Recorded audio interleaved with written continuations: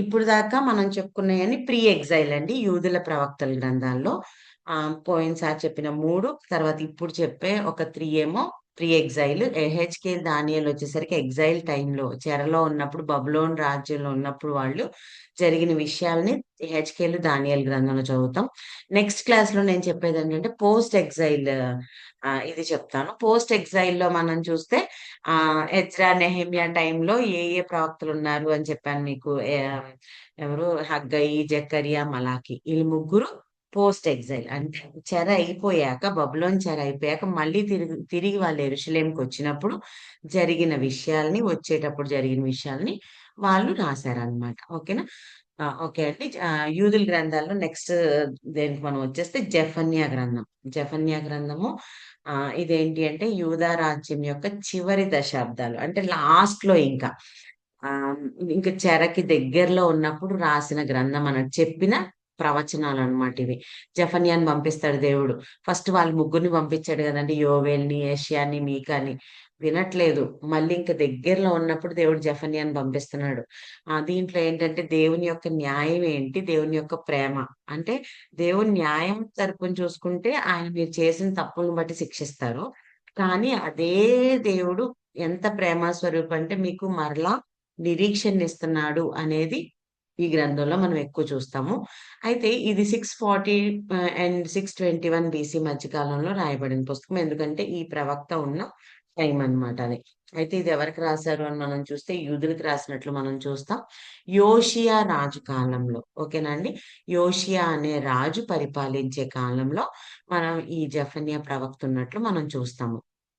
తర్వాత ఇదంతా మనకి ఏ టైంలో చేసునుంటారు ఈయన ప్రవచనం అంటే రెండవ రాజుల గ్రంథం 22, 23 అధ్యాయాల్లో యోషియా యొక్క పరిపాలన మనకు కనిపిస్తా ఉంటది. సారీ.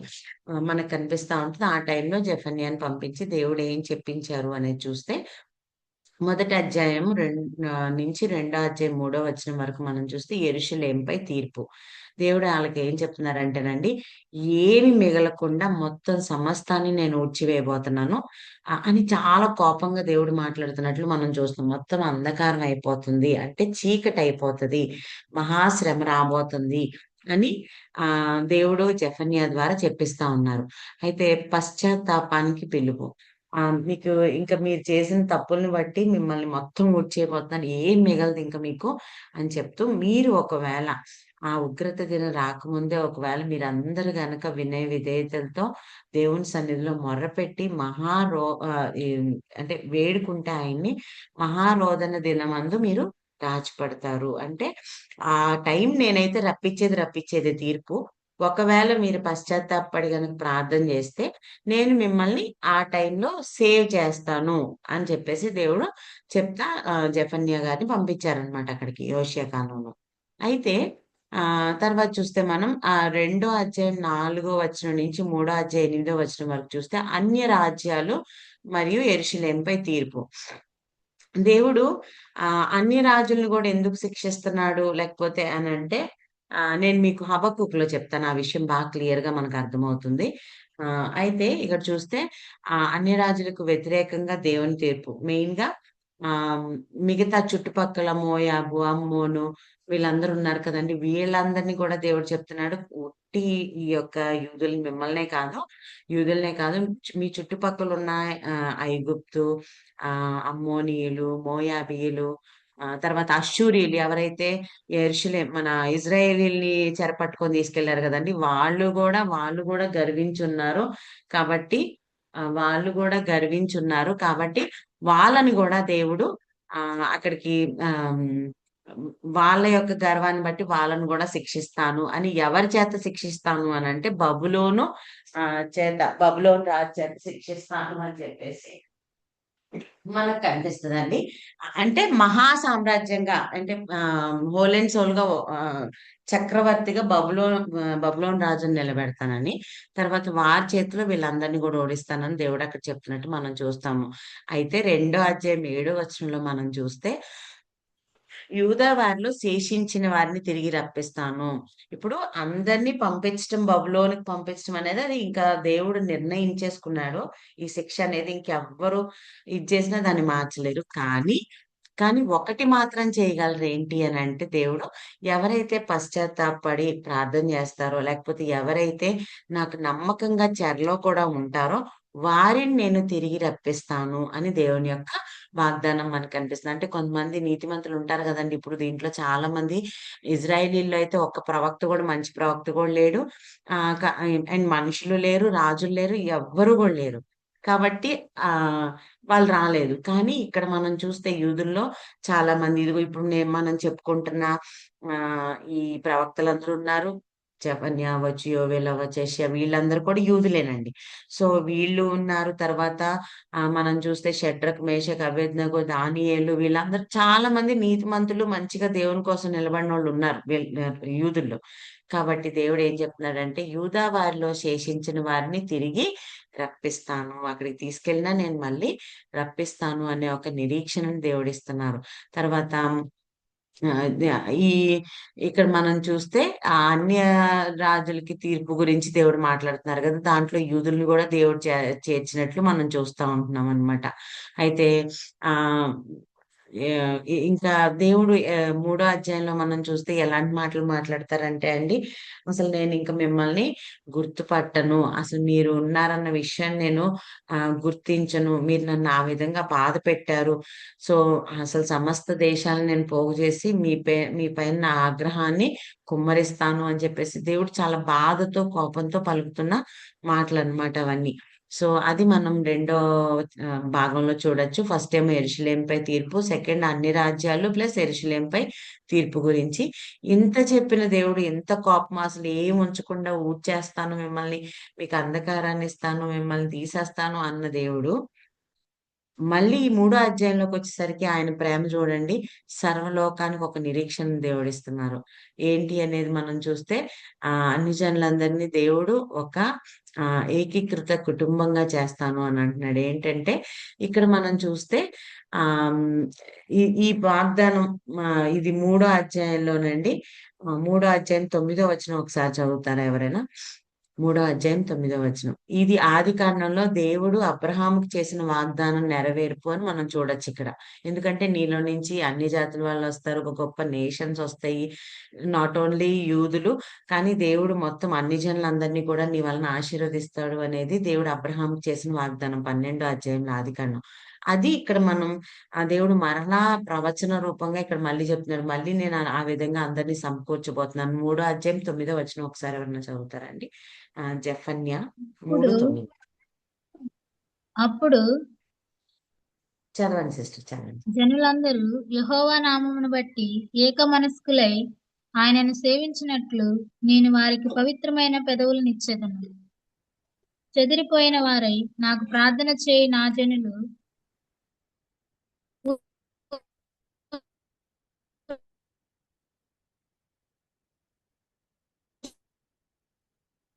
సిస్టర్ మీ మాట కట్ అవుతుంది. ఇక్కడ మనం చూస్తేనండి ఏంటంటే చెదరిపోయిన వారందరూ మళ్ళా తిరిగొస్తారని తర్వాత అందరూ నా నామంలో ప్రార్థన జేస్తారు. అన్ని జనులవ్వచ్చు అందరూ కూడా నా నామంలో ప్రార్థన జేస్తారు అనేది దేవుడు ఆల్రెడీ చెప్పిన ప్రవచనాన్నే మళ్ళీ ఎత్తి చూపిస్తున్నారు జెఫన్యా గ్రంథంలో. ఆదికాండం 12 అధ్యాయంలో దేవుడు అబ్రహాంకిచ్చిన వాగ్దానాన్ని మరలా రివైండ్ చేస్తున్నట్లు మనం చూస్తున్నామనమాట. తర్వాత మూడో అధ్యాయం 11-20 వచనాలు గనక మనం చూస్తేనండి, దేవుడు యెరూషలేముని పునరుద్ధరిస్తాను అని చెప్పేసి దేవుడు వాగ్దానం చేస్తా ఉన్నాడు. మూడో అధ్యాయం 14, 15లో అదే అంటది. ఏంటంటే, మీరు పాటలు పాడి సంతోషంగా ఉండండి. నేను మీ మధ్యలోకొచ్చి ఉంటాను. అని చెప్పేసి దేవుడు చేసిన వాగ్దానం. మీరు చెరలోకి వెళ్ళిపోయినా గాని, మీరు సంతోషంగా ఉండండి. మీ మీ శేషాన్ని నేను మరలా తిరిగి తీసుకొస్తాను. మరలా నేను సమకూరుస్తాను అని చెప్పేసి దేవుడు చేస్తున్న వాగ్దానం అని మనం చూడొచ్చండి. సో, ఇది జెఫన్యా గ్రంథము. ఓకేనా? దేవుని యొక్క తీర్పు గురించి చెప్తున్నారు. తర్వాత ఆ తీర్పులో ఎవరెవరు ఇన్‌క్లూడెడ్ అనేది చెప్తున్నారు. ఆ తర్వాత ఇలా ఇంత తీర్పిచ్చినా కానీ మరలా నేనొక నిరీక్షణ ఇస్తున్నాను. మరలా నేను మిమ్మల్ని తిరిగి రప్పిస్తాను అని చెప్పేసి దేవుడిస్తున్న వాగ్దానం మనకు కనిపిస్తుంది. ఇది జెఫన్యా గ్రంథం. తర్వాతొచ్చేసరికి హబక్కూకు గ్రంథం గనక మనం చూస్తేనండి ఆహ్, చూడండి హబక్కూకు ఈజీగా గుర్తుపెట్టుకోవడానికి చెప్తా మీకు. మీకు నిద్రలో లేపడిగినా గానీ హబక్కూక్ చెప్పగలరు. ఇక్కడ అన్ని క్వెషన్ అండ్ ఆన్సర్స్ ఉంటాయండి. హబక్కూక్ దేవునికి క్వెషన్ ఏయడం, ఆయన ఆన్సర్ కోసం కావలి స్థలం అంటే వాచ్ టవర్. ఇప్పుడు ఆ పైన ఎళ్లి వెయిట్ చేస్తున్నాడు. వాచ్ టవర్ అంటే ఆహ్, కొంచెం ఎత్తులో కట్టబడిన ఒక చిన్న ఇది లాంటిది, రూమ్ లాంటిదనమాట. ఓకేనా అండి? అక్కడికెళ్లి వెయిట్ చేస్తున్నాడు. దేవుడు నాకేం సమాధానం చెప్తారా అని. అట్లా 2 ప్రశ్నలు అడుగుతాడు. ఆహ్, హబక్కూకు దేవుడిని. దేవుడు దానికి సమాధానం ఇవ్వడం. అదంతా మనం ఫస్ట్ చాప్టర్‌లో చూస్తాము. సెకండ్ చాప్టర్‌లోకొచ్చేసరికి వాళ్ళు చేసిన 5 పాపాలు, దేవుడు చేస్తున్న నేరారోపణలు మనకు కనిపిస్తాయి. లాస్ట్‌లో ఇవన్నీ చెప్పాక దేవుడు చెప్పే ఒక తీర్పు గురించి విన్నప్పుడు హబక్కూకు గారు ప్రార్థన చేస్తున్నారు. ఏమనంటే, "ప్రభువా నువ్వు నిజంగా నీతిమంతుడివి" అని. ఓకేనా? సో, అసలు హబక్కూకు ఏ విషయం గురించి ఎందుకు అంత బాధగా ప్రార్థన చేస్తున్నాడు, క్వెషన్ అడుగుతున్నాడు అనంటే, ముందు హబక్కూక్ ఈ రాసింది యూదులకండి 612 అండ్ 589 మధ్య కాలంలో ఈ హబక్కూక్ గారు ఆయన యొక్క పరిచర్య మనం చూస్తా ఉంటాము. ఆ తర్వాత బబులోను చెర దగ్గరలో ఉన్నప్పుడు యెహోయాకీను వీళ్ళిద్దరు లాస్ట్ కింగ్స్ అండి. సిద్కియాకి ముందు కింగ్స్ ఇంక వీళ్ళు. ఓకేనా? యెహోయాకీను, సిద్కియాతో ఇంక లాస్ట్ ఫైనల్. యెహోయాకీము టైంలో ఫస్ట్ బబులోను చెర అంటే ఫస్ట్ ఫస్ట్ అటాక్ అనేది బబులోను ద్వారా జరుగుతుంది. ఈయన టైంలో. తర్వాత యెహోయాకీను టైంలో సెకండ్ అటాక్ జరుగుతుంది బబులోను ఆహ్, యూదుల మీద. అండ్ థర్డ్ వచ్చేసరికి ఇంక సిద్కియా ఇంక ఫైనల్ రాజన్నమాట. ఆ సిద్కియాది ఆల్రెడీ బబులోనులోనే జరుగుతదండి. ఆయన్ని తీసుకొని ఎళ్ళిపోవడం, అక్కడికెళ్ళి ఆయన కళ్ళు పీకేయడం ఇవన్నీ సిద్కియా ఇంక ఫైనల్ రాజు. ఓకేనా. వాళ్ళు ఏర్పాటు చేసిన రాజే ఆయన సిద్కియా. బబులోను సామ్రాజ్యం వాళ్ళు నెబుకద్నెజర్ పెట్టిన రాజే అన్నమాట. కాబట్టి ఈ ముగ్గురు లాస్ట్ రాజులు 3 టైమ్స్ అటాక్ జరిగింది. యెహోయాకీం టైంలో ఫస్ట్ అటాక్, యెహోయాకీను టైంలో సెకండ్ అటాక్. ఇంక థర్డ్‌కొచ్చేసరికి మొత్తం అందరిని తీసుకొని వెళ్ళిపోతారండి. ఓకేనా. సో, యెహోయాకీను ఉన్న టైంలో ఈ హబక్కూకు గారున్నారు. ఇదంతా జరుగుతూ ఉన్నప్పుడు ఏంటి, వాళ్ళు రావడం, మందిరాన్ని పాడు జేయడము, ప్రజల్ని బానిసలుగా తీసుకువెళ్ళిపోవడం, కొడుతున్నారు, తీసుకెళ్తున్నారు. ఇవన్నీ చూస్తున్నాడండి హబక్కూకు. చూస్తా ఎంత ఏడుపుతో ఒకటో అధ్యాయం రెండో వచనంలో అతను ఎంత ఏడుపుతో స్టార్ట్ చేశాడో ఆ బుక్కుని. అంటే ఇవన్నీ చూస్తుంటే చాలా అన్యాయంగా కనిపిస్తుంది. ఏంటి ప్రభువా యాక్చువల్‌గా ఈ యెహోయాకీం ఇంకా బబులోను అంటే ఆహ్, ఇట్లా దేవుడు ప్రవచనాలు చెప్పిస్తా ఉన్నాడు కదా! సో, ఈ టైంలో ఈయనకేంటంటే, ఏంటి ప్రభువా వీళ్ళు ఇన్ని సార్లు చెప్తున్నాం గదా! ఇప్పుడు చూడండి ఎవరెవరు చెప్పారు? మీకా చెప్పాడు, యోవేల్ చెప్పాడు, యెషయా చెప్పాడు, మీకా చెప్పాడు. తర్వాత ఇప్పుడు ముందు చెప్పిన జెఫన్యా చెప్పాడొచ్చి. ఈ నలుగురు ప్రవక్తలొచ్చారు చెప్తున్నారు. ఏమని మారండయ్యా! మీరు మారండి దేవుడు చెరలోకి పంపించేయబోతున్నాడంటే వీళ్ళెంత నిర్లక్ష్యంగా ఉన్నారంటే అసలు కూర్చొని ఏడుద్దామని, ప్రార్థన చేద్దామని లేదు ఈళ్ళకి. ఆ! వీళ్ళు చెప్తున్నారు చూడండి అబద్ధ బోధకులు చెప్తున్నారండి అంత సమాధానంగా ఉంది. ఏం బాధ లేదు మీకు. ఇంకా దేవుడు మిమ్మల్ని ప్రేమిస్తున్నాడు. ఇవన్నీ చెప్తున్నారు చూడండి. ఆ మాటలు వింటున్నారు గానీ, వీళ్ళ మాటలు పట్టించుకోవట్లేదు. ఆళ్ళసలు ఏం పట్టించుకోనట్టు తిరుగుతున్నప్పుడు వాళ్ళు స్టిల్ దేవుడు చేసిన ఆరోపణల ద్వారానే బ్రతికేస్తా ఉన్నప్పుడు ఇవే ఆళ్ళు చేస్తున్న పాపాలు, అన్యాయపు లావాదేవీలు, డబ్బులు ఒకళ్ళ దగ్గర తీసుకుంటే ఇస్తే వాళ్ళ దగ్గర వడ్డీ ఎంతంటే వాళ్ళు మోయలేని భారాన్ని వడ్డీ రూపంలో వాళ్ళ మీదేయడము. తర్వాత బానిసత్వంలో ఎంత బానిసలుగా వాళ్ళని ఎవరో యూదుల గురించి దేవుడు చెప్తున్న మాటలు. వాళ్ళని ఎంత అణగదొక్కడము. తర్వాత నాయకులు పేదవారి డబ్బులు తీసుకొని శరీర కోరికలు తీర్చుకుంటూ బాధ్యతారహితంగా ఉండడం, విగ్రహారాధన. సో, ఇవన్నీ గూడా వాళ్ళు తప్పులు చేస్తానే ఉన్నారు. అవన్నీ చూస్తున్న ఆహ్, హబక్కూకు ఫస్ట్ ఏమని ఏడుస్తున్నాడంటేనండి, "ప్రభువా వీళ్ళు మారరా ఇంకా? అసలు వీళ్ళెందుకు ఇంత ధర్మశాస్త్రాన్ని నిర్లక్ష్యం చేస్తా అన్యాయం జరిగిస్తున్నారు. వీరికి నువ్వెట్లా న్యాయం తీరుస్తావు ప్రభువా?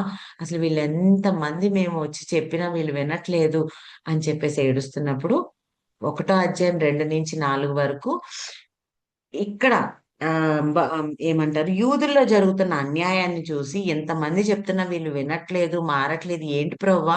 అసలు వీళ్ళకి నువ్వేమి తీర్పివ్వా, న్యాయం తీర్చవా అని చెప్పేసి ప్రశ్నేస్తున్నాడు. 1వ అధ్యాయం 5 నుంచి 11 వరకు దేవుని సమాధానం ఏంటో తెలుసా అండి? ఇదిగో నేను కల్దీయులు రేపుతున్నాను అంటే ఇంకా వస్తున్నారు, దగ్గరలో ఉన్నారు. ఎవరు కల్దీయులు అంటే మొన్న లాస్ట్ టైం కూడా చెప్పానండి. కల్దీయులు అంటే బబులోనీయులు, ఓకేనా? సో బబులోనియల్ బబులోనోళ్ళు వస్తారు అని చెప్పేసి దేవుడు ఇక్కడ చెప్తా ఉన్నారు. అయితే దేవుని సమాధానం సాటిస్ఫైడ్ గా అనిపించలేదు హబక్కూకి. ఎందుకంటే యూదులే అన్యాయం చేస్తున్నారని ప్రార్థన చేస్తే దేవుడు ఏమంటున్నారు? బబులోనీయులు రేపుతాను అంటున్నారు. అంటే బబులోనీయుల్ని పంపించి వీళ్ళని శిక్షిస్తాను అంటున్నారు కదా. అనగానే ఇంకా బాధ ఎక్కువైపోయింది, సాటిస్ఫై అవ్వట్ల. బాధ ఎక్కువైపోయి 1వ అధ్యాయం 12వ వచనం నుంచి 2వ అధ్యాయం 1 వరకు ఏమడుగుతున్నాడో తెలుసా అండి హబక్కూకు?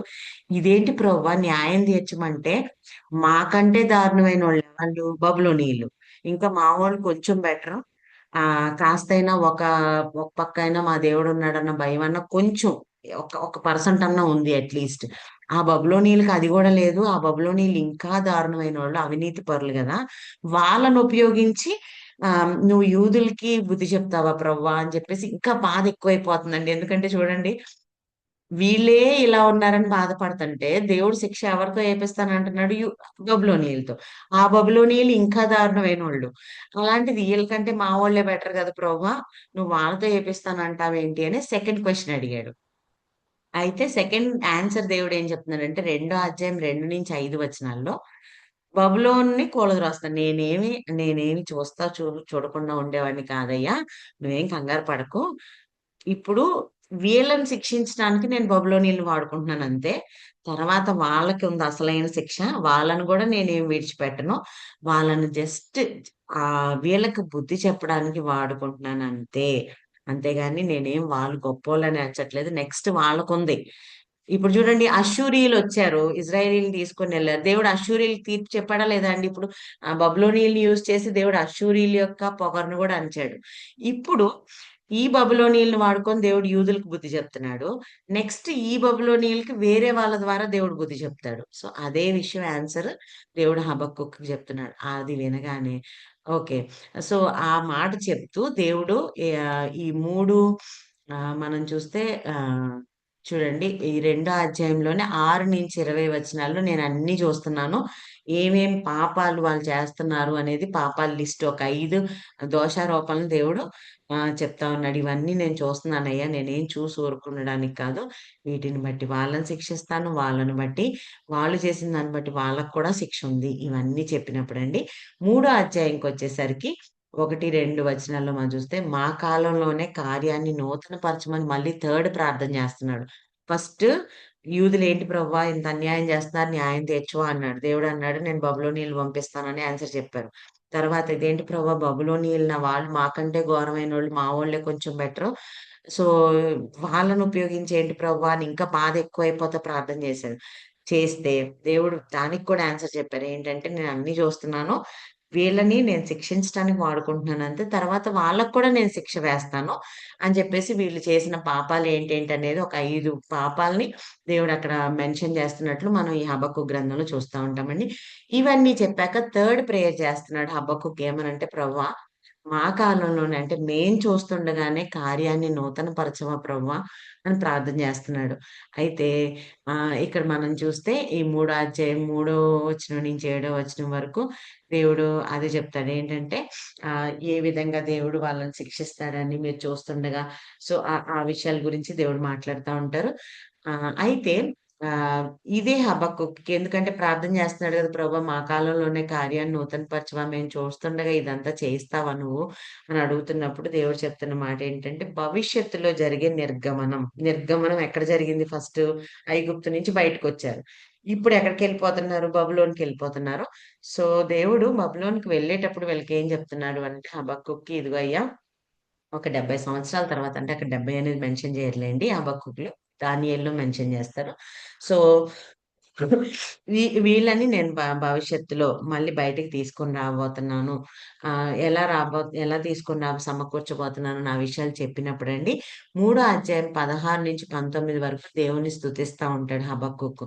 ఏంటంటే దాంట్లో చూస్తే ఇంకా ప్రభువా నాకు బాధ లేదు. నువ్వు మళ్ళీ సమకూరుస్తానన్నావు, శిక్షిస్తానన్నావు, వాళ్ళకి బుద్ధి చెప్తానన్నావు, మరలా సమకూరుస్తానన్నావు. ఓకే ప్రభా! Thank you. నాకింకిప్పుడు మనసు చాలా నెమ్మదిగా ఉంది. ఇంక నేను దేని గురించి బాధపడను అని చెప్పేసి 3:16-19లోనే ఇవన్నీ ఉంటాయి గదనంటే గొర్రెలున్నా లేకపోయినా, లేకపోతే ఆహ్, చేనులో పంట పండినా, పండకపోయినా ఇంక నాకు బాధ లేదు. నేనింక దేని గురించి ఆలోచించను. నేను యెహోవా యందు ఆనందిస్తాను. ఎందుకంటే దేవుని యొక్క తీర్పులు గొప్పవి. ఆయన ఏది చేస్తున్నా గాని అంతకుముందయితే స్టార్టింగ్‌లో ఏడుస్తూ బాధతో చేశాడు. ఏంటి ప్రభు అసలు నువ్వు అన్యాయం చేస్తున్నావా? వీళ్ళని చూస్తూ చూడకుండా ఊరుకుంటున్నావా? ఇలా చాలా మనసు బాధతో, వేదంతో ప్రార్థన చేశాడు గదా! అదే 18, 19 వర్స్‌లో థర్డ్ చాప్టర్ 80 ఇక్కడ చూడండి ఫస్ట్ 1, 2లోనేమో ఏడుపుతో స్టార్ట్ చేశాడు. కానీ హబక్కూకు ఆఖరి వచనాలు మనం చూస్తే 3, 18, 19 విజయోత్సాహం. ఇంకేదున్నా లేకపోయినా నేను బాధపడను ప్రభువా! నీ యందు నేను ఆనందిస్తాను. ఎందుకంటే నీ తీర్పులు గొప్పవి అని దేవుడిని ఆరాధిస్తున్నాడండి. ఇది హబక్కూకు గ్రంథం. 3 క్వెషన్స్, 3 ఆన్సర్స్ లాస్ట్‌లో దేవుడిని స్తుతించటం. ఓకేనా? తర్వాత మనం చూస్తే ఇర్మియా గ్రంథం అండి. ఇర్మియా గ్రంథం వచ్చేసరికి యోషియా, యెహోయాహాజు, యెహోయాకీము. యెహోయాకీము, కీను తర్వాత సిద్కియా. ఈ లాస్ట్ 3 కింగ్స్ కదండీ! యెహోయాకీంకి ముందు యెహోయాహాజు, ఆయనకి ముందు యోషియా. అంటే జస్ట్ జెఫన్యాకి కొంచెం ముందు ఇర్మియా అన్నమాట. ఇది ముందు పెట్టాల్సింది. సారీ. సో, ఈ ఇర్మియా 628 నుంచి 588 బీసీ మధ్యలో ప్ర పరిచర్య చేసినటువంటి ప్రవక్త. సో, ఈయన గురించి మనం చూస్తే ఈ పుస్తకాన్ని 4 భాగాలుగా మనం డివైడ్ చేయొచ్చు. దాంట్లో మొదటి భాగం వచ్చేసరికి యూదులపై ఆరోపణ, దేవుడు చేస్తున్న ఆరోపణలు అండ్ హెచ్చరికలు. దేవుడు ఏ విధంగా మిమ్మల్ని శిక్షిస్తానని హెచ్చరికలు జారీ చేస్తున్నారో అది. శిక్ష అమలు. అంటే ఫైనల్‌గా దేవుడసలు ఎలా శిక్షను తీసుకురాబోతున్నారో ఆహ్, ఒక వర్ణించి చెప్తున్నారు. ఉగ్రత పాత్ర అని. సో, అదేంటంటే సింబాలిక్ వేలో అన్నమాట. తర్వాత చూస్తే యూదులపై తీర్పు అండ్ నిరీక్షణ. దేవుడు ఇవ్వబోతున్న నిరీక్షణ ఏంటి అనేది మనం చూస్తున్నాము. అండ్ నాట్ ఓన్లీ ఫర్ యూదులు దేవుడు అన్ని రాజ్యాలపై గూడా ఏ విధంగా తీర్పిస్తున్నాడో, నిరీక్షణ ఏ విధంగా ఇస్తున్నాడో మనం చూస్తా ఉంటామన్నమాట. సో, ఇది మనకు కనిపిస్తుంది. ఇది 4 భాగాలు. సో, మొదటి భాగం 1-24 చూస్తేనండి, దేవుడు ఇర్మియాని ఏ విధంగా పిలుస్తారో, తల్లి గర్భంలో రూపింపబడక ముందే నేను నిన్ను ఏర్పరచుకున్నానని, నేను బాలుడిని అని అనొద్దు. అంటే ఆయనకున్న ఈ ఈ కన్‌స్ట్రెయింట్ ఏంటి అని మనం చూస్తే, నేను చిన్నోడిని ప్రభు ఈళ్ళు అసలకే పెద్ద పెద్ద ప్రవక్తలొచ్చి చెప్పినా గాని వీళ్ళు వినలేదు. అలాంటిది ఇంక నా మాటే వింటారు నేను చిన్నోడిని అని జెప్పేసి అంటున్నప్పుడు నువ్వు చిన్నోడివనొద్దు.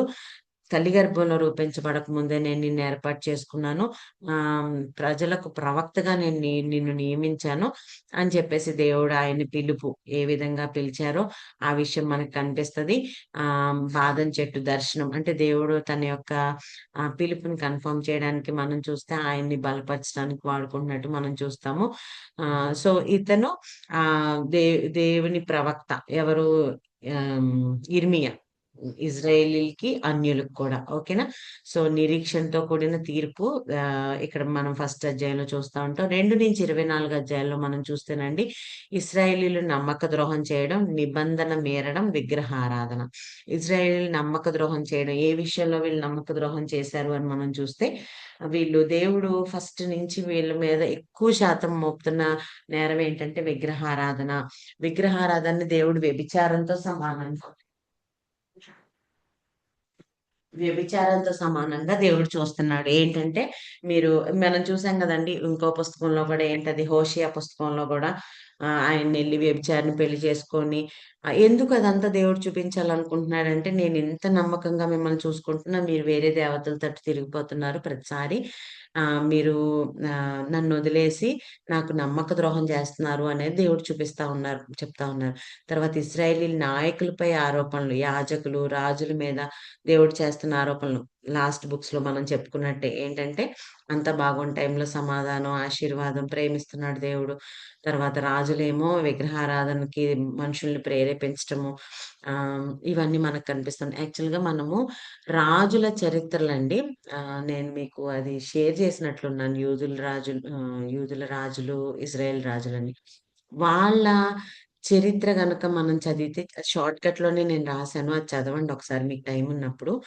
అది మనకు అర్థమైతే వాళ్ళేం తప్పులు చేశారో మనకి ఈ ప్రవక్తల గ్రంథాలు ఈజీగా అర్థమవుతాయి. మనకి యాక్చువల్‌గా షార్ట్ పీరియడ్ గాబట్టి ఔట్‌లైన్సే మనం ఇచ్చుకుంటా వెళ్ళిపోతున్నాం గదండీ!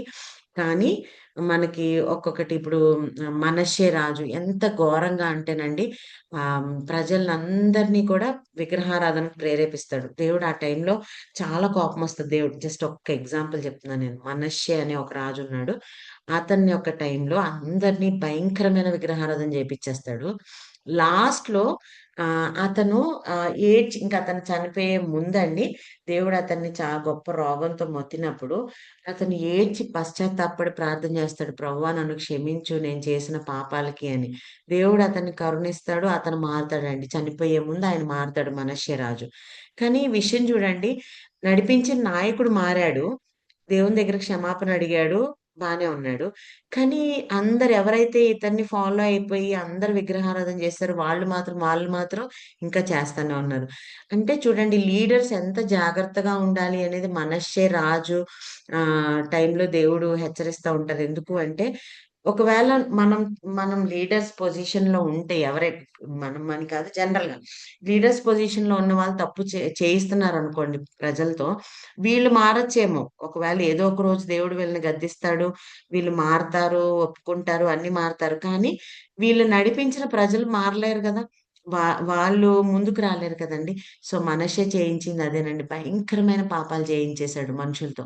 ఇతను మారాడు, మార్పు చెందాడు, దేవా నన్ను క్షమించన్నాడు, చనిపోయే ముందు. కానీ ప్రజలు మాత్రం అదే పాపంలో కొనసాగుతా ఉన్నారు. కాబట్టి అలాంటి రాజులొచ్చారు ఈ యూదుల్లో గూడా కొంతమంది. సో, వాళ్ళ వల్ల దేవుడు హెచ్చరికలు జారీ చేస్తున్నాడు. మీరే నా ప్రజల్ని చెడగొట్టారు. మీరే నా ప్రజల్ని పాపం చేసేటట్టు ప్రేరేపించారు అని. సో, అది మనం చూస్తామండి. తర్వాత సామాజిక అన్యాయం. ఇదేంటి అనంటే చెప్పాను గదా! Social injustice. డబ్బున్నోళ్ళని ఒక రకంగా, డబ్బు లేనోళ్ళని ఒక రకంగా, ఇంకా వడ్డీలకి డబ్బులు అప్పిమ్మంటే అంటే వాళ్ళది మీ దగ్గరున్నప్పుడు ఎవరన్నా లేనోళ్ళు మీ దగ్గరకొచ్చి అడిగినప్పుడు వాళ్ళకి ఆపదలో ఆదుకోండి అంటే వీళ్ళేం జేస్తున్నారంటే, వాళ్ళ యొక్క అవసరతను జూసి వడ్డీలు ఎక్కువ వడ్డీల మీద వాళ్ళకి డబ్బులిచ్చేయడం. తర్వాత వాళ్ళది తీర్చలేక కృంగిపోవడం. ఇదంతా జరుగుతా ఉందనమాట. తర్వాత ఏడో అధ్యాయంలో మనం చూస్తేనండి, ఆహ్, సో, ఏడో అధ్యాయంలో మెయిన్‌గా మనకేం కనిపిస్తది అంటే శిశు బలి కనిపిస్తది. అసలు నిజంగా దేవునికి ఎంత కోపమొచ్చేస్తదంటే ఇక్కడ, అసలు దేవుడు బలులు గురించి జంతువుల్ని బలిమ్మన్నాడు గానీ, ఎక్కడ కూడా మనుషుల్ని బలి ఇవ్వమనేది లేదు.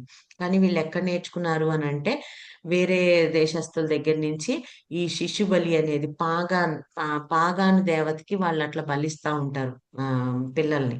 సో, అది నేర్చుకొని వీళ్ళు గూడా ఏం జేస్తున్నారో తెలుసా అండి? వాళ్ళ పిల్లల్ని బలివ్వడం మొదలుపెట్టారు. అసలు దేవుడికి ఎంత కోపమొచ్చిందంటే, అసలు విగ్రహారాధన చేయడమే తప్పు అని నేనంటంటే, మీరు మళ్ళీ వాళ్ళ ఆచారాలను ఆచరిస్తూ నేను కోరుకోనని దాన్ని మీరు చేస్తున్నారు. ఎంత భయంకరమైన వాటిని మీరు ఆచరిస్తున్నారో కాబట్టి, ఖచ్చితంగా నా తీర్పు మీ మీదకొస్తది. బబులోనీయులు ఇంక దగ్గరలో ఉన్నారు, రాబోతున్నారని జెప్పేసి దేవుడు కోపంతో ఆరోపణలు చేస్తా ఉన్నారనమాట. ఇది ఏడో అధ్యాయం స్పెషల్‌గా ఎందుకు రాసానంటే, ఇది దేవాలయం సందేశం అనంటారు. ఏంటి అంటే, దేవుడు వాళ్ళు చేస్తున్న పర్టిక్యులర్ శిశు బలి గురించి దేవుడు మాట్లాడుతూ వారికి తీర్పుని ప్రకటన జేస్తున్నారు. తర్వాత 25 అధ్యాయం మనం చూస్తే అండి, శిక్ష అమలు ఏ విధంగా చేస్తానంటే, ఉత్తర దిక్కు నుండి శత్రువుని నేను రప్పించబోతున్నాను నీ మీదకి.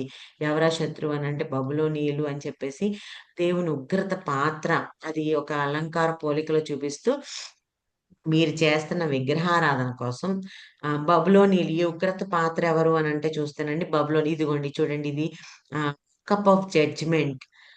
మనం చూస్తే ఇది. అయితే ఇది కప్ రూపంలో ఇక్కడ చూపించాను గదా! దీంట్లో ఉన్న ఏంటి ఆ ఉగ్రత అంటే వీళ్ళు చేస్తున్న విగ్రహారాధనకి దేవుని యొక్క కోపం అనేది మండిపోతుంది అని చెప్పేసి దేవుడు ఇజ్రాయేలీని అలాగే ఇతర దేశస్తుల్ని కూడా ఈ పాత్రలోని తాగేలా చేస్తాడు. ఈ ఉగ్రత పాత్రని తాగేలా చేస్తాడు. అంటే వాళ్ళ యొక్క బబులోనీయులొచ్చి వీళ్ళని చాలా అండి ఆ టైంలో ఊచకోత అంటారు చూడండి. చాలా భయంకరంగా వాళ్ళని ఇది చేసి నెబుకద్నెజర్ వాళ్ళందరినీ చెరకి తీసుకొనెళ్తాడు. అది ఇంక వాళ్ళసలు నిజంగా వర్ణించలేనటువంటి బాధనమాట వాళ్ళకది. సో, ఆ విధంగా జరుగుతది అని 25 అధ్యాయంలో చెప్తారు. 26-45 వరకు మనం చూస్తేనండి, ఇశ్రాయేలుని తిరిగి రమ్మని హెచ్చరించటం. కానీ వారి నాయకులు తిరస్కరిస్తారు. ఇదెక్కడ ఇంకా యెహోయాకీం అప్పటికి చెర రాలేదు. దానికి ముందు కదండీ! దేవుడు చెప్తున్నాడు, "ఇప్పటికైనా మీరు మారండి. నాయకులు అట్‌లీస్ట్ మారినా గాని వాళ్ళు ప్రార్థన చేసినా నేను మళ్ళా తిరిగి రప్పిస్తాను" అంటే తిరిగి నేను ఆ శిక్షని కొంచెం తప్పిస్తాను అంటే, అబ్బే! మేమసలు మారము అని 26-29 వరకు దేవుడు ఆ నాయకులు తిరస్కరించడం అనేది దాని గురించి రాపిస్తున్నారు. 30-33 చూస్తేనండి, పరవాసం తర్వాత అంటే ఆ చెర తర్వాత దేవుడు ఇజ్రాయేల్ హృదయాన్ని ఏ విధంగా మారుస్తారు అన్న మోషే ప్రవచనం. ఇది ఎక్కడ ప్రవచనమో తెలుసా అండి? ద్వితీయోపదేశ కాండంలో మోషే గారు బోయే ముందు 3 మెసేజ్‌లు ఇచ్చారని చెప్పాను గదా! కొండ మీద. అంటే ఇంకా ఆయన కనాన్ చూడరు అని దేవుడు చెప్పారు గదా! యెహోషువని నిలబెట్టే ముందు 3 మెసేజెస్ ఇస్తారు. ఫస్ట్ మెసేజ్ ఏంటి? దేవుడు చేసిన కార్యాలను గుర్తు చేస్తాడు. సెకండ్ మెసేజ్ ఏంటి? మనుషుల యొక్క అపనమ్మకత్వాన్ని అంటే మీ పితరులు ఏ విధంగా దేవుడిని ప్రతిసారి శోధించారు, ఏ విధంగా మనం అపనమ్మకంగా ఉన్నామో ఇవన్నీ చెప్పారు సెకండ్‌ది. వెనక్కి తిరిగి చూడండి అసలేంటి మన పరిస్థితి. దేవుడు చేసిన కార్యాలు ఫస్ట్ మెసేజ్. సెకండ్‌దేమో మనుషుల యొక్క అపనమ్మకత్వం. మూడో మెసేజ్‌లో ఏం చెప్తాడంటే దేవునికి సమర్పించుకోండి. ఇప్పటికైనా మీరైనా సమర్పించుకొని మిమ్మల్ని మీరు అర్పించుకుంటే దేవునికి, దేవుడు మిమ్మల్ని ఆశీర్వదిస్తాడు అని చెప్పినప్పుడు యెహోషువని అక్కడ లీడర్‌గా చేసినప్పుడు ద్వితీయోపదేశ కాండంలో మనం చూస్తే అక్కడ చెప్తున్న మాట ఏంటంటే 30 అధ్యాయంలో మీరు ఒకవేళ వినలేదనుకోండి, ఈ 3 మెసేజ్‌లు చెప్పేసాక లాస్ట్ ఫైనల్‌లో చెప్తున్నారు. మీరు విన్నారా? దేవునికి మిమ్మల్ని మీరు అర్పించుకున్నారా? చక్కగా దేవుడు మిమ్మల్ని ఆశీర్వదిస్తారు. లేదు మేము కూడా మా పితరుల్లాగానే దేవుడిని విసిగిస్తాము, అపనమ్మకంగా ఉంటాము అని గనుక మీరు గూడా చేస్తే మీ గతేంటి అంటే దేవుడు మిమ్మల్ని చెరకు పంపించేస్తాడు. ఆ చెర చెరకు మిమ్మల్ని పంపించేస్తాడు అని చెప్పాక అక్కడైనా మీరు మొరపెడితే దేవుడు మరలా మిమ్మల్ని విడిపిస్తాడని ఎప్పుడో ద్వితీయోపదేశ కాండంలో అండి. ఇంకా వీళ్ళు తప్పు చేస్తారు అనేది గూడా వాళ్ళకి కూడా తెలీదు. కానీ దేవుడికి ఎప్పుడు తెలుసు? కొన్ని వందల సంవత్సరాల క్రితం. సో, ఆ వచనాన్ని దేవుడు గుర్తు చేస్తూ 31 అధ్యాయం 33 వచనం దేంట్లో ఇర్మియా 31, 33లో ఏమనుంటదంటే వారిలో రాతి గుండెని నేను తీసివేసి అందుకే ఇక్కడ రాతి గుండె అంటే ఏంటో తెలుసా అండి? ఇది ఓవరాల్‌గా నెరవేరింది ఎప్పుడంటే యేసుక్రీస్తు ప్రభువారు వచ్చినప్పుడు. కానీ మరలా ఆ యొక్క ప్రవచనాన్ని గుర్తు చేస్తున్నాడు. ఎక్కడ? ఇర్మియా గ్రంథంలో దేవుడు గుర్తు చేస్తున్నారు 31 అధ్యాయంలో. ఏ విషయం? ద్వితీయోపదేశ కాండం 30 అధ్యాయంలో మోషే ద్వారా చెప్పించిన విషయం. వారిలో రాతి గుండెను తీసివేసి మాంసపు గుండెనిస్తాను అని అన్నారు కదా! అంటే దాని అర్థం ఏంటంటే, రాతి గుండె అనేది మనం చూస్తే ధర్మశాస్త్రము. ధర్మశాస్త్రంతో నిండి ఇది చేయకూడదు, అది చేయాలి, దీంట్లో దశమ భాగం తీయాలి, లేకపోతే ఈ అర్పణలు చేయాలి. ఆటిల్లో మాత్రం పర్ఫెక్ట్‌గా ఉన్నారు వీళ్ళు. అర్థమైందండి? రాతి గుండె అనంటే, చూడండి ధర్మశాస్త్రం ఫాలో అయ్యే విషయంలో వీరు పర్ఫెక్ట్‌గా జేస్తున్నారు. కానీ, హృదయం వాళ్ళది కరెక్ట్‌గా లేదు. హృదయంలో దేవుడికి ఎంతో దూరంగా ఉన్నారు. కానీ ఓకే. ఈ నియమాలు మేము పాటించాలి. యాస్ ఎ యూదులు దేవుడు చెప్పినయి మేము పాటించాలి గాబట్టి, ఇదిగో దశమ భాగం తీసామా, మనకు పంట రాగానే దశమ భాగం ఇచ్చేయి యాజకులకు తీసుకెళ్ళి. తర్వాత ఆహ్, ఏమంటారు? దీంట్లో ఏది వెళ్లి ఆ రోజు ఆరాధన చేయాలా సబ్బాత్ రోజు ఎళ్ళిపోయి ఆరాధన. కానీ వాళ్ళ హృదయం దేవునికి చాలా దూరంగా ఉందంట. అన్యాయంతో తర్వాత దేవునికి విరోధంగా అటు విగ్రహారాధన చేస్తున్నారు. ఇటు దేవుని యొక్క బలలో కూడా అంటే దేవుని బలంటే ఇక్కడికొచ్చి బలిపీఠం మీద బలులర్పిస్తున్నారు. ఇదంతా ఎవరికి తెలుసు? దేవుడికి తెలుసు కదండీ! అందుకే అప్పుడెప్పుడో మోషే గారి ద్వారా జెప్పిచ్చారు. మీ మీరు మార్చుకుంటే దేవుడు మిమ్మల్ని మరలా తీసుకొనొస్తారు అని. అదే విషయం 31, 33లో మీలో రాతి గుండెను తీసివేసి మాంసపు గుండెను నేనువిస్తాను. అదెప్పుడు అంటే ధర్మశాస్త్రాన్ని కొట్టివేసి మెస్సయ్య. అంటే యేసుక్రీస్తు ప్రభువారు వచ్చి ఏ విధంగా ఆ ధర్మశాస్త్రాన్ని అంతటిని దానికి లోబడున్న బానిసలంగా ఉన్న మిమ్మల్ని ఏ విధంగా విడిపిస్తారు? అప్పుడు హృదయం మీద ఎక్కువ కాన్సంట్రేషన్. మనం హృదయపూర్వకంగా ఏ విధంగా పవిత్రంగా ఉండాలి? ఇవన్నీ ఎవరు నేర్పిస్తారు? యేసుక్రీస్తు ప్రభువారి యొక్క రాక గురించి ఇక్కడ ప్రవచనంగా మనం చూస్తా ఉంటున్నాం. ఇర్మియా 31 అధ్యాయంలో. ఓకేనండి. సో, నేను నా ధర్మశాస్త్రాన్ని వాళ్ళ హృదయాలపై రాస్తాను. ఇప్పుడు దాకా ఆచారం వ్యవహరించే విషయంలోనే వాళ్ళు ధర్మశాస్త్రాన్ని ఫాలో అవుతున్నారు. కానీ అలా కాదు. వాళ్ళు వాళ్ళ హృదయంలో ఎందుకు ఇది ఇచ్చాడు దేవుడు ఈ ధర్మశాస్త్రం? ఏంటి నీతిగా ఉండాలి? అవన్నీ వాళ్ళు ఫాలో అవ్వాలి అనేది దేవుడు వాళ్ళకి మళ్ళీ నేను అది సమకూరుస్తాను అంటే వాళ్ళ హృదయంలో నేను రాస్తాను అని దేవుడిస్తున్నట్లు. ఫిజికల్ ధర్మశాస్త్రం గాదు. వాళ్ళ హృదయంపై వాటిని రాసుకొని ఫాలో అయ్యేది. అంటే జస్ట్ నామకే వాస్తే అంటారు చూడండి. ఏంటంటే ఇక్కడ ఓన్లీ ఇదుంది. ఇది నేను చెయ్యాలి అంతే. కానీ ప్రాక్టికల్ లివింగ్ అనేది లేదు. సో, దేవుడు అంటున్నారు వాళ్ళని నేను నేను మరలా తిరిగి రప్పించి వాళ్ళ హృదయాలపై రాస్తాను. అప్పుడు వాళ్ళు ప్రాక్టికల్‌గా జీవించే విధంగా నేను చేస్తాను అని. సో, తర్వాత ఇర్మియా టైంలోనే యెరూషలేము ముట్టడి వేయడము, ఎవరు బబులోనీయులొచ్చి ఆ టైంలో మనం చూస్తేనండి ఇర్మియా నేను రాను అక్కడికి అని వ్యతిరేకించటము.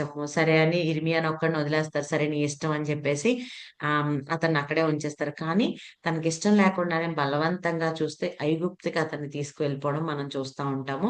34-45 అధ్యాయాల్లో. ఆ తర్వాత 46-50 52 చూస్తే అన్య రాజ్యాలపై దేవుని యొక్క తీర్పు గురించి కూడా మనం చూస్తాము. దేవుడు శిక్షించడానికి వీళ్ళందరిని శిక్షించడానికి బబులోనీయులను వాడుకోవడం. మోస్ట్‌లీ అన్నిట్లో ఇదే విషయం ఉంటదండి. అన్ని జనులపై తీర్పు, యెరూషలేముపై తీర్పు, ఎవరిని ఉపయోగించి బబులోనీయులను ఉపయోగించి అలా. సో, ఓకేనా. అదే ఇర్మియాలో గూడా మనం చూస్తాము. తర్వాత 50, 51 అధ్యాయాలు చూస్తే బబులోను తిరుగుబాటు వల్ల దేవుని ఉగ్రత పాత్ర వాళ్ళ మీద కుమ్మరిస్తాను. ఇక్కడ ఉగ్రత పాత్ర తీసుకొచ్చిన పాత్రని ఎవరుగా వాడుకున్నారు దేవుడు రిజెంబ్లెన్స్ చూపించాడు బబులోనుగా కదా! కానీ దేవుడు మళ్ళీ ఇక్కడ 50, 51 అధ్యాయాల్లో ఏం చెప్తారంటే, వాళ్ళని శిక్షించడానికి ఇంకొక పాత్రను నేను వాడుకోబోతున్నాను అని చెప్పేసి దేవుడు ఇక్కడ చెప్తా ఉంటారు. అది ఏ విధంగా అనేది చూస్తాము. ఆ తర్వాత 52 అధ్యాయంలో చూస్తే వినాశనం అండ్ చెర. ఏ విధంగా దేవుడు వాళ్ళని చెరకి పంపించబోతున్నాడు, తీర్పు అమలు చేయబోతున్నాడు అని చెప్తా ఉంటారు. ఈలోపు ఈయన చెప్తున్న లోపే యెహోయాకీం టైంలో అక్కడ తీర్పు రావడము. ఓకేనా. సో, ఇదంతా జరుగుతా ఉంటదండి. ఇది ఇర్మియా. ఇందాక నేను చెప్పిందండి. సో, మనం ఇంకా ఈ 2 గనక చూస్తే ఇప్పుడు దాకా నేను చెప్పినయి అంటే జెఫన్యా, హబక్కూకు, ఇర్మియా వీళ్ళ వరకు చూస్తే ప్రీ ఎగ్జైల్ అంటే చెరకి ముందు పుస్తకాలు. ఇప్పుడు యెహెజ్కేలు, దానియేలొచ్చేసరికండి చెరలో అంటే వీళ్ళు అప్పటికే వెళ్ళిపోయారు. యెహోయాకీం టైంలో వెళ్ళిపోయారు గదా! వెళ్ళిపోయిన ఫస్ట్ ఆహ్, ఫస్ట్ అటాక్‌లో వెళ్ళాడు యెహెజ్కేల్ అండి. ఓకేనా. సో, ఈ యెహెజ్కేల్ వెళ్ళిపోయాడు. వెళ్ళిపోయి ఇప్పుడు బబులోనులో ఉన్నాడు. మామూలుగా అయితే వీళ్ళకున్నదేంటంటే అండి ప్రవక్తలుగా, యాజకులుగా వీళ్ళని నియమించాలంటే 30 సంవత్సరాలు రావాలి. లేవి వంశంలో వాళ్ళు ఎవరైనా సరే 30 సంవత్సరాలొచ్చాక వాళ్ళని యాజకులుగా నియమిస్తారు. సో, ఈ యెహెజ్కేలు ఆ లేవి వంశానికి చెందిన ఆయన. ఇతను ఇంకా జస్ట్ దగ్గరలో ఉన్నాడన్నమాట. 30వ సంవత్సరం ఎంటర్ అయితే ఇంక ఇతను యాజకుడయిపోతాడు. కానీ కరెక్ట్‌గా అతని 30థ్ బర్త్‌డే ముందే అతను బబులోను చెరకు వెళ్ళిపోయాడు ఫస్ట్ అటాక్‌లోనే. అయితే ఒకసారి ఒక పంట కాలువ దగ్గర కూర్చొని బాధపడతా ఉన్నాడంట. ఏమనంటే, ఈ ఒకవేళ అదే నేనక్కడుండుంటే ఎక్కడ యెరూషలేములో ఉండుంటే ఈ పాటికి 30థ్ బర్త్‌డే ఆ రోజే అతని జన్మదినం.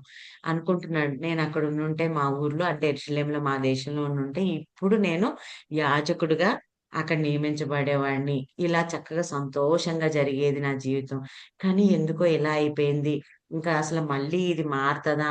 మా జీవితాలు ఇంకింతేనా? బబులోను చెరలో ఇంకిట్లానే నశించిపోవడమేనా? అని చెప్పేసి చాలా బాధగా ఆలోచిస్తా ఒక కాలువ పక్కన కూర్చొని ఆలోచిస్తున్నాడంటండి 30వ జన్మదిన రోజున. ఇది రాసిందెప్పుడు అనంటే 571 బీసీలో. ఇతను సాదోకు వంశానికి చెందినవాడు. లేవి గోత్రంలో. ఓకేనా. తో సో, హెచ్‌కేలు అనే మాటకి యెహోవా బలపరచువాడు అనేది దాని మీనింగ్ అన్నమాట. సో, అక్కడ నిజంగానే ఆ పుస్తకంలో మనం చూస్తే దేవుడు ఎంతగా ఎహెచ్కేల్‌ని బలపరిచాడో మనం చూస్తా ఉంటాము.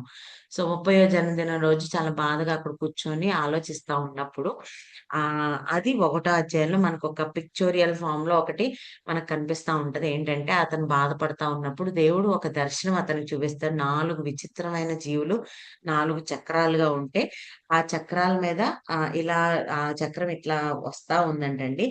దాని మీద సింహాసనం ఒకటేసుంది. ఆ సింహాసనం మీద దేవుడు కూర్చున్నట్లు అతనికి దర్శనంలో కనిపిస్తా ఉందనమాట. సో, దేవుడు అతనికి చూపించి, "మళ్ళీ నేను సమకూర్చబోతున్నాను. నువ్వు బాధపడకు. ఇట్లానే మా జీవితాలు నశించిపోతాయని నువ్వు అనుకోవద్దు.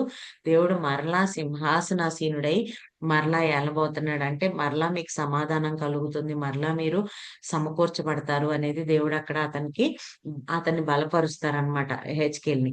సో, అందుకే యెహోవా బలపరచువాడు యెహెజ్కేలు అనే దాని పేరేంటంటే దాని మీనింగ్ ఏంటంటే యెహోవా బలపరచువాడు. సో, ఆహ్, ఇక్కడ ఈ 1-3 అధ్యాయాలు, ఒకటో అధ్యాయంలో ఇతను బాధపడుతున్నప్పుడు దేవుడు ఆ దర్శనం చూపించి నేను మరలా సమకూరుస్తా నువ్వు బాధపడకు అని చెప్తాం. తర్వాత దేవుడు యెహెజ్కేల్‌ని ఇదిగో నేను నిన్ను ప్రజలకు ఈ ఈ మనుషులందరికీ కావలి వానిగా నేను నియమిస్తున్నాను. వాచ్‌మ్యాన్‌గా. వాచ్‌మ్యాన్ అంటే పగలైనా, రాత్రైనా అతను జనాల్ని చూసుకుంటా ఉండాలి కదండీ! వాళ్ళు ఏ విధంగా అంటే జనరల్‌గా వాచ్‌మ్యాన్ డ్యూటీ ఏంటి? ఏ ఎవరు దుష్టులు ఎంటర్ అవ్వకుండా లేకపోతే వీళ్ళు మంచిగా ఉండాలి అనేది వాచింగ్ కదా! సో, అందుకని దేవుడు ఇతనికి ఏం చెప్తారు అనంటే హెజ్కేల్‌కి నేను నిన్ను ప్రజలకు కావలిగా నా పక్షాన ప్రజలకు కావలి వానిగా నేను నిన్ను నియమిస్తున్నాను అని చెప్పేసి దేవుడు ఆయన్ని ఏర్పరచుకోవడము. తర్వాత 4-7 అధ్యాయాల్లో మనం చూస్తే తీర్పుల గురించి ప్రవచనాలు ఉపమాన రీతిగా ఏంటంటే దేవుడు కొన్ని చేసి చూపించమంటున్నారు. ఉపమాన అలంకారాల రూపంలో ఏంటంటే, ఇది చూడండి అక్కడ ఇటుక ఒక ఇటుక మీద నువ్వొక బొమ్మెయి అన్నాడు దేవుడు యెహెజ్కేల్‌ని. ఏంటి ప్రభువా అంటే, ఇటుక మీద ఏమనేస్తావంటే, యెరూషలేముని గియ్యి ఫస్ట్.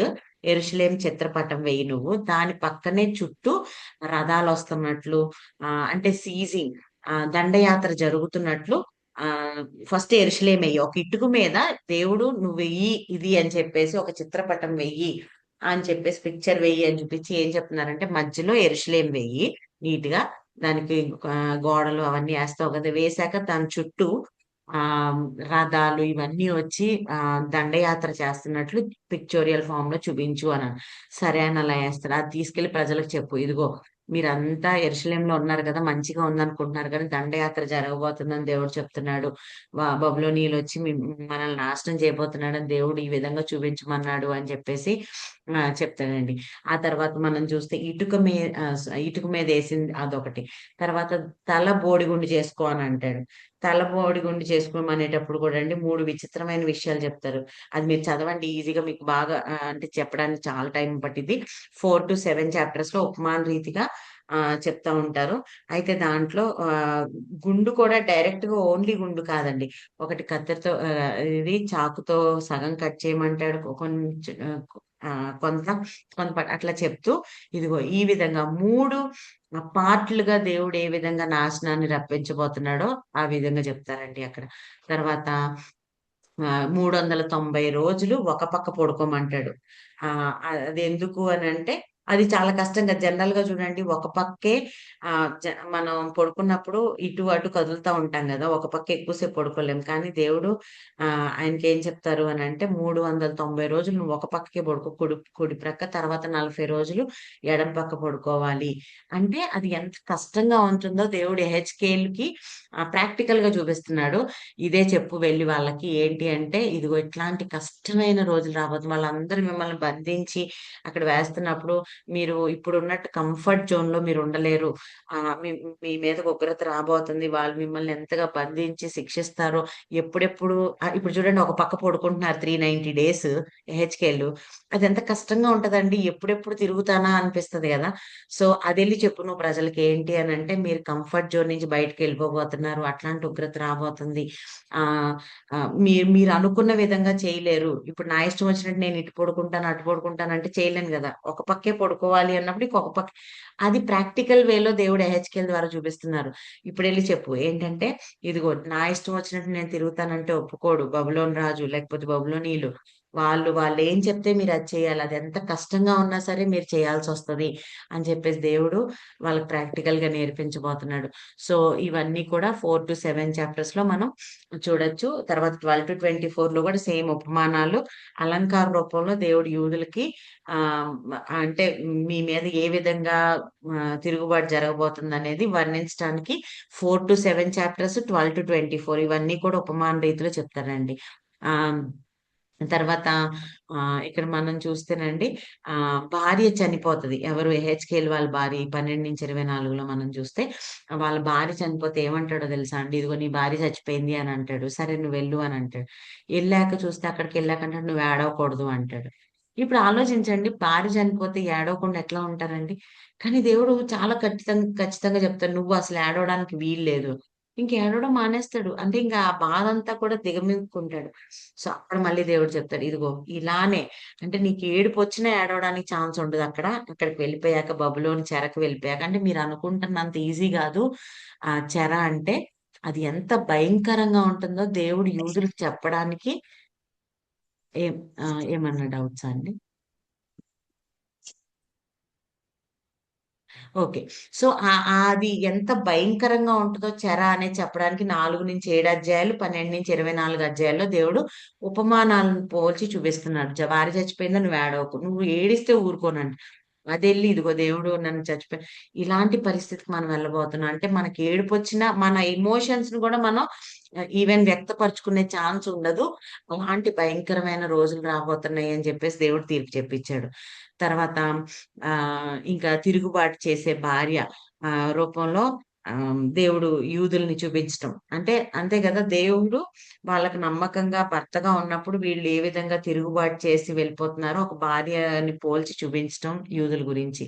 అలా బందీ అయిన గర్జించు సింహం ఏ విధంగా ఇదుంటదో ఆ రోజులు అలా ఉంటాయి. బబులోనీయులు వచ్చి ఇచ్చేస్తున్నప్పుడు వ్యభిచారులైన అక్క చెల్లెళ్ళు ఇది చూడండి వ్యభిచారులైన అక్క చెల్లెళ్ళు అనేది పోల్చి చెప్తున్నారు గదా! ఎవరి గురించో తెలుసా అండి?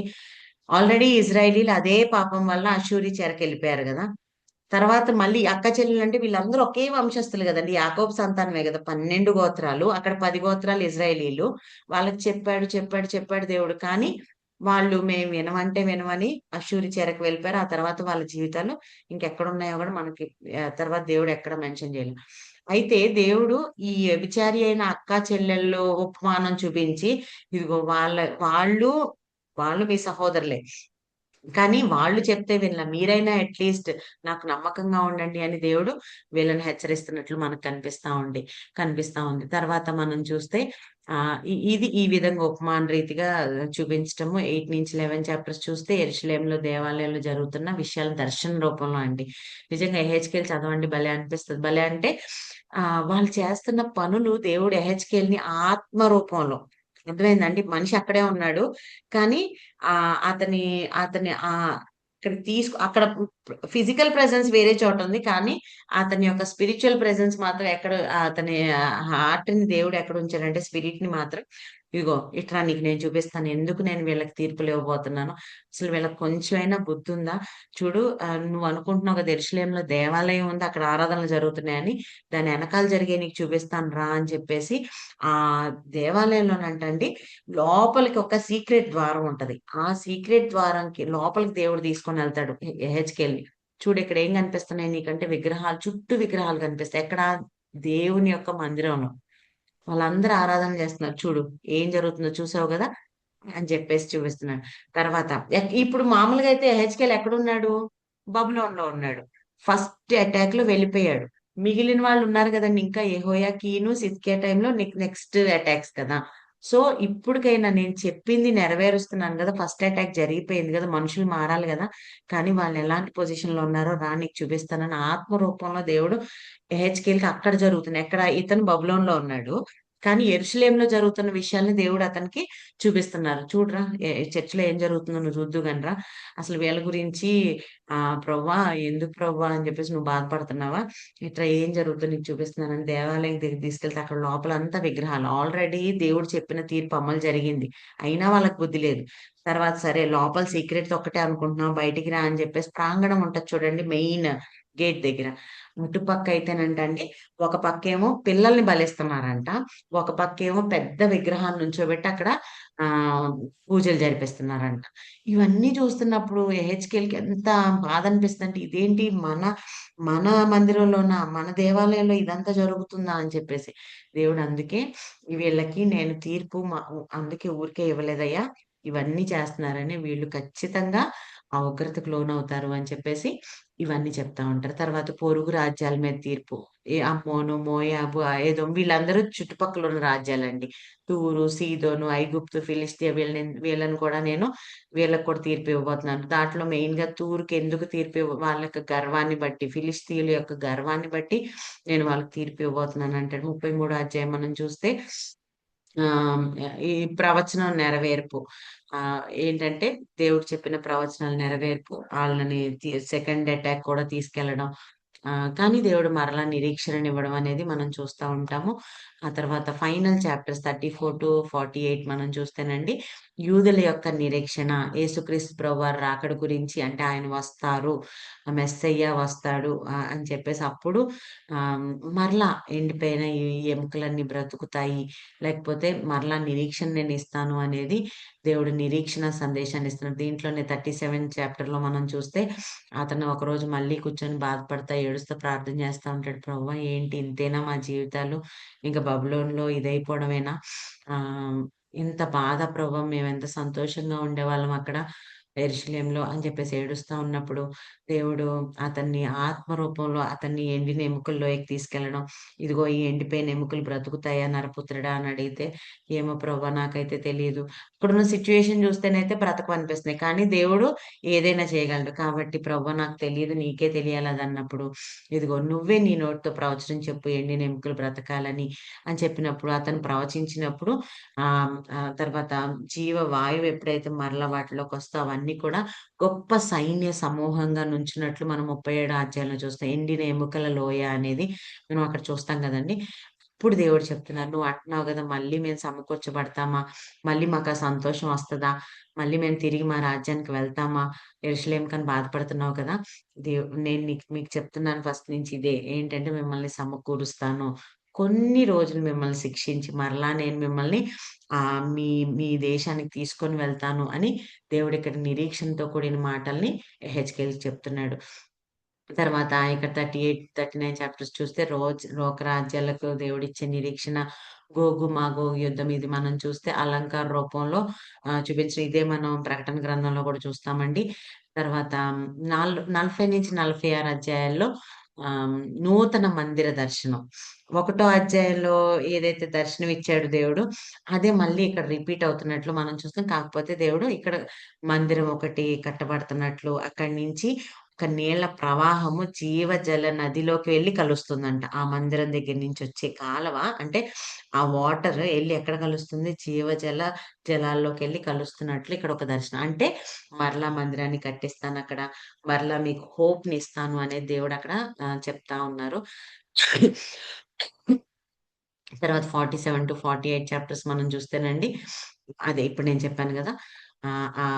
ఇక్కడ సూచన దేవుని ప్రేమ, నీతి, న్యాయంతో నిండిన లోకం మనం చూస్తా ఉంటున్నాము. సో, ఇది ఈ యొక్క దర్శనాలన్నీ యెహెజ్కేలుకి చూపించినట్లు మనం చూస్తున్నాము. సో, దానియేలు మనం నెక్స్ట్ దాంట్లో చెప్పుకుందామండి. ఇది గూడా ఎక్సైల్ బుక్కే. కానీ ఇప్పుడింక చాలా టైం అవుతుంది. ఆల్రెడీ 37 అయిపోయింది. 8:37. సో, నేను నెక్స్ట్ ఎటు 3 ఉన్నాయి. దాంతో పాటు ఇది చెప్తాను దానియేలు. ఓకేనా? సో, ఇవి యూదులకి దేవుడు చెప్పిన పంపించిన ప్రవక్తలండి వీళ్ళందరూ. యోవేలు, యెషయా, మీకా, జెఫన్యా, హబక్కుకు, ఇర్మియా, తర్వాత యెహెజ్కేలు, దానియేలు. యెహెజ్కేలు, దానియేలు బబులోను చెరలో ఉన్నప్పుడు రాసిన పుస్తకాలు ఈ 2. అక్కడ అక్కడుండి దేవుడు ఇక్కడ విషయాలు రాపిచ్చినట్లు మనం చూస్తాము. ఆ తర్వాత మిగతా వాళ్ళు హగ్గయి, జకరియా, మలాకి వీళ్ళు ముగ్గురు ఎగ్జైల్ నుంచి వచ్చేసాక అంటే ఎజ్రా, నెహెమ్యా ఆ టైంలో తిరిగి మళ్ళీ దేవుడు 70 సంవత్సరాలు అయిపోయాక వీళ్ళని మళ్ళీ చెర నుంచి రప్పిస్తారు కదండి. అప్పుడు రాసిన పుస్తకాలు హగ్గయి, జకరియా, మలాకి. ఓకేనండి. ఇంక అక్కడితో మన పుస్తకాలు కంప్లీట్ అవుతాయి. ఇంకా చూస్తే 3 యోనా, నహూము, ఓబద్య వీళ్ళు ముగ్గురు వేరే అన్యులకి తీర్పులు చెప్తూ రాసిన ప్రవక్తలన్నమాట. సో, ఇది ఈరోజు మన క్లాస్ అండి. ఎవరైనా ఒకళ్ళు ప్రేయర్ చేస్తే మనం ముగించుకుందాము.